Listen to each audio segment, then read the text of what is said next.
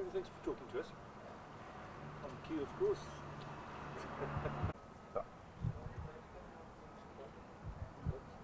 As the poaching crisis escalates and as the numbers drop, every single calf and every single casualty, every single rhino that we can save contributes to the overall population of rhino.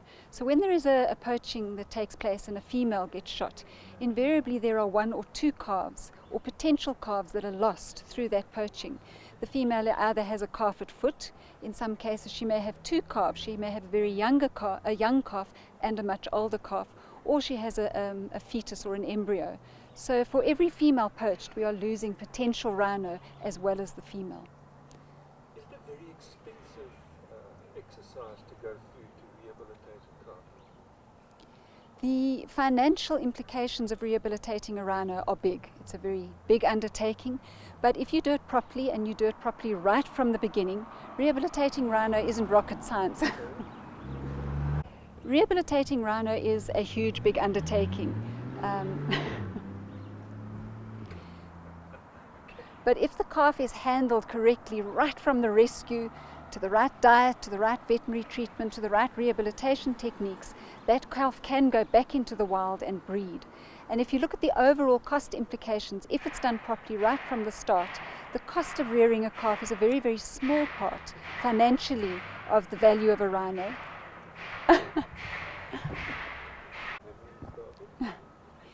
If you look at the overall...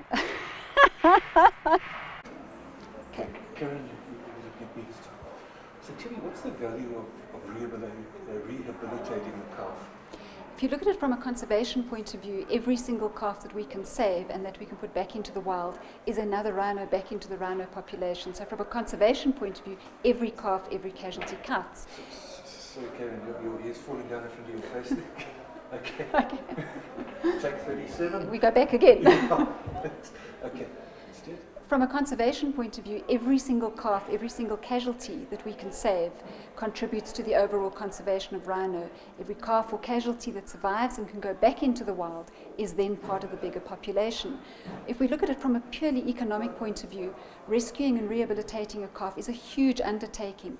But if it's done properly, right from the time that you respond, the rearing, the rehabilitation, if that's all done properly and according to good international principles, it's worth every single cent. The ultimate value of that rhino far outweighs what goes into rearing and treating that calf. Good. Thank you. Good. The shots from the background. You want to get security and the forensic side, because we can't talk about rhino or rescuing or calves or anything unless we cover this side. When we're talking about safety and security and the investigation side, in terms of your responsibility as a response person, and somehow being involved in it, we're concerned about the safety of the rhino, not just the rhino that you're actually working on, but the rhino that are left behind. So when you go onto a property, keep in mind that you're on a rhino owner's property. When I say owner, I mean if you're working with parks, national parks or provincial parks as well.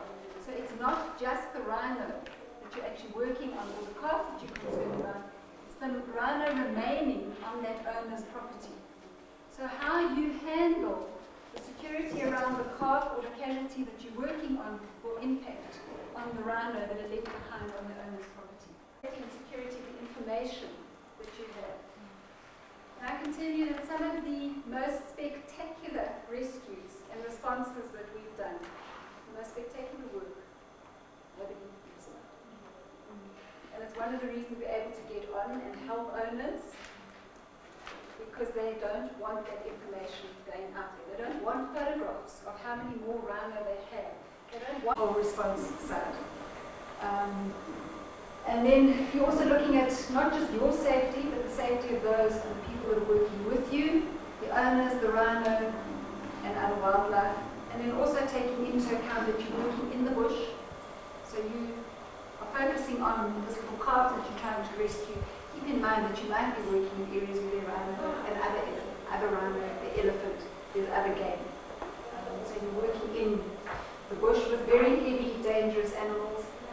If the rhino has been drugged and moved, and you're working with sometimes very heavy equipment and drugs. So the safety and the security. Okay. going back to what we mentioned about the calf or the casualty that you're working on as part of the evidence, right the way through the time, even long after it's gone to the rehab centre, your calves and your casualties are still part of that investigation. So you want to make sure that you evaluate the condition, the injuries, what has brought that calf or that casualty to that state. You want to make sure you get really good veterinary input, very, very good evaluation, and monitor and record that carefully. Because